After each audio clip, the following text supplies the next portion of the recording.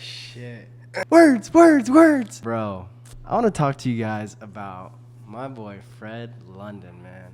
And the change that this man is making right now is so crazy. So, this is a friend that I had made through my best friend, Janai, right? So, this is my brother's boy. That's my boy, right? That's what I'm talking about, right? Oh, if this person who I trust the most has said, like, hey, I really fuck with this person a lot. I trust them a lot. Then immediately I'm like, say less, right? You know, my boy Louis and his brother C's, bro, it's the same deal. His brother is like my brother, and Funk is like Louis's brother, not blood, right? But Louis has vouched for Funk, so now Funk's like my brother, right? So these are all people that, all right, this is the family, right? That's what it is, right? This is the family, and Fred is a very cool family member that I have, man. This man is a certified hustler, for sure. Man's putting it down. He did the military thing. He got out. He's working. He started doing these wind turbine management things with these. This man got into some very peculiar science and tech out there with energy renewal, right? So wind turbines, all this shit. My man's making power plays, right? He's about to move out to Dallas. My man's is scaling this ladder, this game that he's playing expeditiously fast. All this is to say, right? This man is doing this without any of the stuff that they tell you you have to go do, right? You have to go to college. No, you don't. You have to do this. No, you don't. You have to get, no, you don't. You don't have to do anything, right? It's what do you want to do and how do you want to do it? And this man is executing that mentality so well.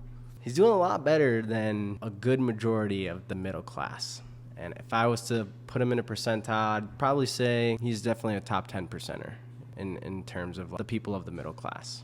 Why do I say this? What does all this do? This gives you a perspective on who I think Fred is and how I would describe, in my eyes, somebody who is a hitter. Does what they want, when they want. They say they're going to do something and they do it. There's a lot of people out there who aren't like that. There's a lot of people who say they want to do something. They say they want to live a certain way. They say they want to do this, do that, and they don't do it. They never do it. Think about the guy that you know who's like, yeah, man, I'm going to start training jiu-jitsu next month, for sure. Next month, I'm on it. Next month comes and goes. Yo, you ready to start that jiu-jitsu journey, dog? No, next, because I got this thing at work right now that I can't get. It'd be taking up so much of my time. And if I get injured, I can't. Right now, this project's supposed to be for 3 months. So I'm thinking, what is it now? We're in April. So April, May, June. July, I'll probably start. It's kind of hot in July, huh? Be outside in the summer or whatever. Hey, did you hear that so-and-so's coming into town in June or something like that, bro? It's a concert we could go, right? What? Stop. Pause. Why are you talking about plans with me in June when you couldn't follow up on plans you made a month ago? You think you're going to have the ability to meet your expectations then if you can't meet your expectations now? You see what I'm saying? And that's why I think Fred is a hustler, because Fred has that mindset. I said I'm going to do it. I'm going to do it. And this man did it, bro. My man's, he was always listening to me and Janai talk about jiu-jitsu all the time. And he would ask questions, right? But he would never come out and be like, hey, I'm going to do jiu-jitsu, right? All the time. Yeah, yo, oh, yeah. So y'all really be fucking with it like that. Yes, Fred, you should try it. Fred, it's dope. Try it. So this man, Fred, right? It's on the mic one day and he's like, hey, man, I'm signing up in a week. I'm going to do it next week.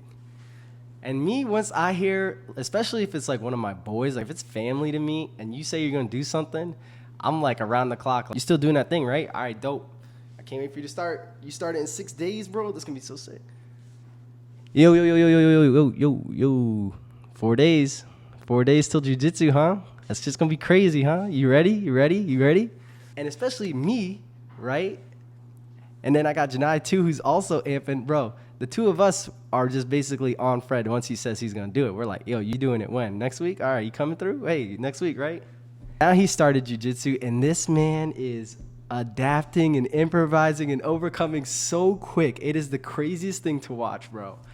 Because when I got into the sport, I got into it with Janai. We weren't even near each other. We were both just like, yo, doing jits? All right, jits. We're jits. All right, I just signed up. Did you just? Okay, we both signed up? All right, this week we're going to class. All right, let me know how it goes.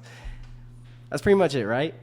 And so we were 2 worlds apart, and then we were learning jiu-jitsu at the same pace, but we never could verify what we were learning from each other, right? We were never in proximity to be like, yo, what level are you at? Because I don't know what level we're at. What level, you're, okay? Now that obviously I live in Austin and he's an hour away, we've had more times. And as we've grown in the jiu-jitsu journey, there's been times where we've met up and like, let's go get some rolls and see how we're both doing, right? It's the classic old Goku and Vegeta, right? And it's so dope that Fred is now in this because he's coming into this picture now with two dudes who have been doing it forever, who he trusts immensely, right? So it's more than just we know what we're doing and we have validation that we show it out to the rest of the world. But now our little jiu-jitsu brother is like, all right, I want to do what you guys are doing. And we're like, hey, perfect. Because let us tell you all of the mistakes that you can skip now. And that's what we're doing. And we're putting this man on game. Bro, so he started for 2 weeks. And I finally got to get a roll in with him after he started because he had been training with Janai over in Killeen. He comes up, and he's in Austin, and we go to this Renzo Gracie spot, and I'm watching him roll, and he's a fresh white belt who's been doing 2-a-days at jiu-jitsu. So, mind you, he's a family man as well, right? He's got the wife, the kids, and he works a full-time job, and he's been training 2 times a fucking day, bro. For 2 weeks, I was like, all right, let's see what you pick. So this man has attended 28 classes. If you went to 1 class a day, you would get 30 classes in a month. And he's done that in 2 weeks. So that means he is not only doing it, but he's doubling the rate at which most people would do it. Wouldn't even do it. Most people won't go every day. Most people go 1 to 2 times a week. He's going 2 times a day. So it's huge. That is a huge difference. And that's the kind of dedication that you can only admire in somebody and be like, oh man, this guy, whatever he sets his mind to. So I get him at 2 weeks, and I'm like, let's see what young Fred is doing. What young Padawan Fred has come up with. I walk in, and he's on his second roll, and I watch this man go up against a blue belt with 3 stripes. Now, mind you, a blue belt with 3 stripes is a stripe away from maxing the belt out and going to purple belt on their next promotion. So we're talking about within 6 to 8 months, he should be wearing a purple belt. That's who my boy Fred is rolling with. I'm a purple belt, and Janai's a purple belt. Janai's a damn near brown belt. So you're telling me somebody who's about to be the same rank as me was struggling to keep my boy Fred down. And Fred wasn't doing no wild animal, like, you can't control me type shit. No, Fred was like, you need to be stronger. You need to have better technique, because I'm not going to let you get this pass. You're not going to get this easy on me. Bro, I was like, damn, that guy sucks or Fred is really fucking good. And mind you, I went and subbed Fred in 10 seconds right off the second round. I didn't let him get his breath in, right? You just assert dominance, like, I'm here and you're rolling with me type shit. And I did my little thing and just punished, right, real quick, just to let him know. But then afterwards, I was working with him and I was like, man, you're far exceeding the casual attender of jiu-jitsu. You're going to make such monumental strides in this sport.